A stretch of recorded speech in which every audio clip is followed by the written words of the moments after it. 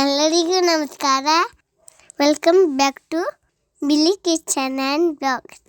ಇವತ್ತು ನಾನು ಕಾಟು ಮಾವಿನ ಹಣ್ಣಿನ ಸಾಂಬಾರನ್ನು ಮಾಡ್ತಾಯಿದ್ದೀನಿ. ಕಾಟು ಮಾವಿನ ಹಣ್ಣು ಅಂದರೆ ಕಾಡಲ್ಲಿ ಸಿಕ್ಕುವಂತಹ ಮಾವಿನ ಹಣ್ಣನ್ನು ತೊಗೊಂಡು ಬಂದು ಸಾರು ಮಾಡುವಂಥದ್ದು. ತುಂಬಾ ರುಚಿಯಾಗಿರುತ್ತೆ. ಹುಳಿ ಸಿಹಿ ಎರಡು ಮಿಶ್ರಿತವಾದಂತಹ ಒಂದು ಹಣ್ಣು. ನಮ್ಮೂರಲ್ಲಿ ಇದೆಲ್ಲ ಒಂಥರ ಈ ಸೀಸನ್ ಟೈಮಲ್ಲಿ ಫೇಮಸ್ ಅಡುಗೆಗಳು. ಮಾವಿನ ಹಣ್ಣಿನ ಸಾರು, ಮಾವಿನ ಹಣ್ಣು ಗೊಜ್ಜು, ಮಾವಿನ ಹಣ್ಣು ಚಟ್ನಿ, ಇದೇ ರೀತಿ ಸಾಕಷ್ಟು ವೆರೈಟಿಯಲ್ಲಿ ನಾವು ಅಡುಗೆಗಳನ್ನು ಮಾಡ್ತೀವಿ. ಇವತ್ತು ನನಗೆ ಮಾವಿನ ಹಣ್ಣು ಸಿಕ್ಕಿದೆ, ಕಾಟು ಮಾವಿನ ಹಣ್ಣು. ಅದನ್ನು ಈ ರೀತಿಯಾಗಿ ಚೆನ್ನಾಗಿ ತೊಳೆದಿಟ್ಕೊಂಡು ಈ ರೀತಿಯಾಗಿ ಒಚ್ಚಿಟ್ಕೋತಾ ಇದ್ದೀನಿ. ಇದು ಏನಿದೆ ಸಾಂಬಾರನ್ನ ತುಂಬ ಚೆನ್ನಾಗಿರುತ್ತೆ. ಹುಳಿ ಮತ್ತು ಸಿಹಿ ಎರಡು ಮಿಶ್ರಿತವಾಗಿರುತ್ತೆ. ಹುಳಿ ಜಾಸ್ತಿ ಇರುತ್ತೆ ಸ್ವಲ್ಪ, ಅದಕ್ಕೆ ಸ್ವಲ್ಪ ಬೆಲ್ಲವನ್ನು ಕೂಡ ನಾವು ಯೂಸ್ ಮಾಡ್ಬೋದು. ಇಲ್ಲಿ ನಾನು ಇದೆಲ್ಲವನ್ನು ಈ ರೀತಿಯಾಗಿ ಒಚ್ಚಿಟ್ಕೋತಾ ಇದ್ದೀನಿ. ನನಗೆ ಕೂಡ ಇದನ್ನು ನನ್ನ ಅತ್ತಿಗೆ ತಂದುಕೊಟ್ರು. ತುಂಬ ಚೆನ್ನಾಗಿದೆ, ಅಷ್ಟು ರುಚಿಯಾಗಿದೆ ಈ ಮಾವಿನ ಹಣ್ಣು ಏನಿದೆ ಇದು. ಈ ರೀತಿಯಾಗಿ ಸಿಪ್ಪೆ ಎಲ್ಲವನ್ನು ಬಿಡಿಸಿಟ್ಕೊಂಡು ನಾನು ಇದರಲ್ಲಿ ಒಂದು ಈ ಥರ ಹೀಗೆ ಕೈಯಲ್ಲಿ ಹಿಜಿಕ್ಸ್ತಾ ಇದ್ದೀನಿ. ಯಾಕಂದರೆ ಅದು ಸ್ವಲ್ಪ ರಸವನ್ನು ಬಿಡ್ಕೋಬೇಕು, ಅದಕ್ಕೋಸ್ಕರ ನಾನು ಇಲ್ಲಿ ಇದರಲ್ಲಿ ಒಂದು 3-4 ಹಣ್ಣಿನ ಸಿಪ್ಪೆಯನ್ನು ಇಟ್ಟು ಉಳಿದಿದ್ದೆಲ್ಲ ಸಿಪ್ಪೆಯಿಂದ ಈ ರೀತಿಯಾಗಿ ಏನು ಅದರಲ್ಲಿ ಇರುತ್ತೆ ಆ ರಸವನ್ನು ಈ ರೀತಿಯಾಗಿ ನೀರು ಹಾಕ್ಕೊಂಡು ತೊಳ್ಕೊತಾ ಇದ್ದೀನಿ. ಮತ್ತು ಒಂದು 4-5 ಹಣ್ಣಿನ ಸಿಪ್ಪೆಯನ್ನು ಅದರಲ್ಲೇ ಇಟ್ಟಿದ್ದೀನಿ. ಅದನ್ನು ಕೂಡ ಸಾಂಬಾರಿಗೆ ನಾನು ಹಾಕ್ತೇನೆ. ಇದಕ್ಕೆ ಸ್ವಲ್ಪ ಉಪ್ಪನ್ನು ಹಾಕಿ ಇದನ್ನು ಉಪ್ಪು ಹಾಗೆ ಬೆಲ್ಲವನ್ನು ಸ್ವಲ್ಪ ಬೆಲ್ಲ ಹಾಕಿದ್ದೀನಿ. ಬೆಲ್ಲವನ್ನು ಹಾಕಿ ಈ ರೀತಿ ಬೇಯಿಸೋಕ್ಕೆ ಇಟ್ಟಿದ್ದೀನಿ. ಇಲ್ಲಿ ಒಗ್ಗರಣೆಗೆ ನಾನಿಲ್ಲಿ ಸ್ವಲ್ಪ 1-2 ಸ್ಪೂನಷ್ಟು ಎಣ್ಣೆ ಹಾಕಿ ಅದಕ್ಕೆ 1/4 ಚಮಚದಷ್ಟು ಮೆಂತ್ಯವನ್ನು ಹಾಕಿದ್ದೀನಿ. ಇದನ್ನು ಹುರ್ಕೋಬೇಕು, ಚೆನ್ನಾಗಿ ಹುರ್ಕೋಬೇಕು.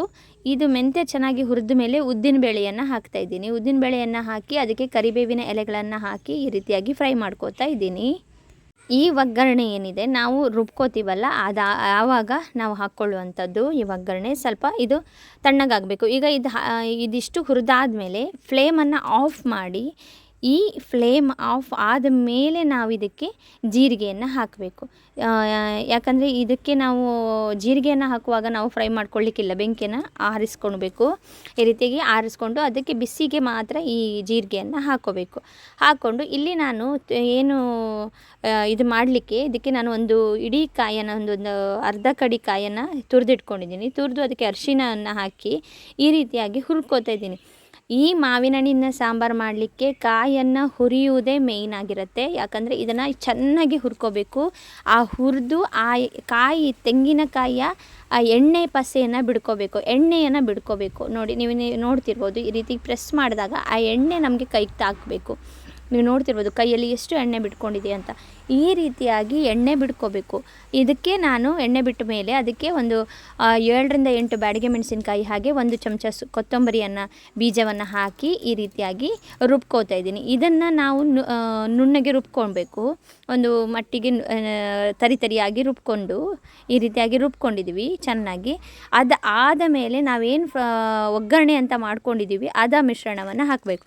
ಈ ಒಗ್ಗರಣೆ ಮಿಶ್ರಣವನ್ನು ಹಾಕಿದ ಮೇಲೆ ನಾವು ತರಿಯಾಗಿ ಅಷ್ಟೇ ರುಬ್ಕೋಬೇಕು. ಜಾಸ್ತಿ ಏನು ಫುಲ್ ನುಣ್ಣಗೆ ಮಾಡಲಿಕ್ಕಿಲ್ಲ, ಜಸ್ಟ್ ತರಿಯಾಗಿ ರುಬ್ಕೋಬೇಕು. ಇಲ್ಲಿ ಮಾವಿನ ಹಣ್ಣು ಚೆನ್ನಾಗಿ ಬೆಂದಿದೆ, ನೀವು ನೋಡ್ತಿರ್ಬೋದು ಈ ರೀತಿಯಾಗಿ ಬೆಂದ್ಕೊಂಡಿದೆ. ಇದಕ್ಕೆ ನಾವು ರುಬ್ಕೊಂಡಿರುವಂತಹ ಮಿಶ್ರಣವನ್ನು ಹಾಕಬೇಕು. ಈ ರೀತಿಯಾಗಿ ಮಾಡಿಟ್ಕೊಂಡಂತಹ ಮಿಶ್ರಣವನ್ನು ಹಾಕಿ ಮಿಕ್ಸ್ ಮಾಡ್ಕೋಬೇಕು. ಸ್ವಲ್ಪ ದಪ್ಪನೇ ಇರಬೇಕು ಈ ಮಾವಿನ ಹಣ್ಣಿನ ಸಾರು. ತುಂಬ ನೀರಾಗಿ ಮಾಡಿದ್ರೂ ಚೆನ್ನಾಗಿರಲ್ಲ. ಸ್ವಲ್ಪ ದಪ್ಪನೇ ಮಾಡಿಕೊಂಡು ಎಷ್ಟು ಬೇಕು ಇದಕ್ಕೆ ಈಗ ಇನ್ನೂ ಎಷ್ಟು ಬೇಕು ಅಷ್ಟು ನೀರನ್ನು ಸೇರಿಸ್ಕೊಂಡ್ರೆ ಸಾಕಾಗತ್ತೆ.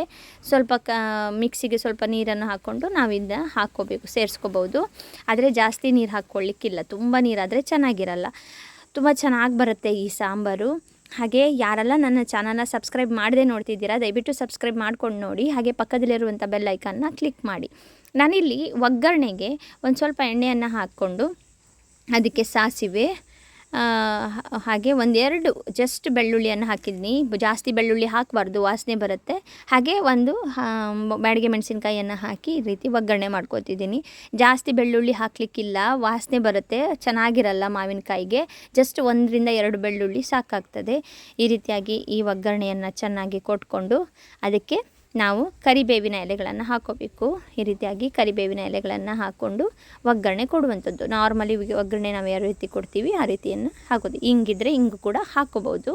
ನಾನಿಲ್ಲಿ ಹಿಂಗನ್ನು ಸೇರಿಸಿಲ್ಲ, ಬೇಡ ಅಂತ ಹಾಕಿಲ್ಲ.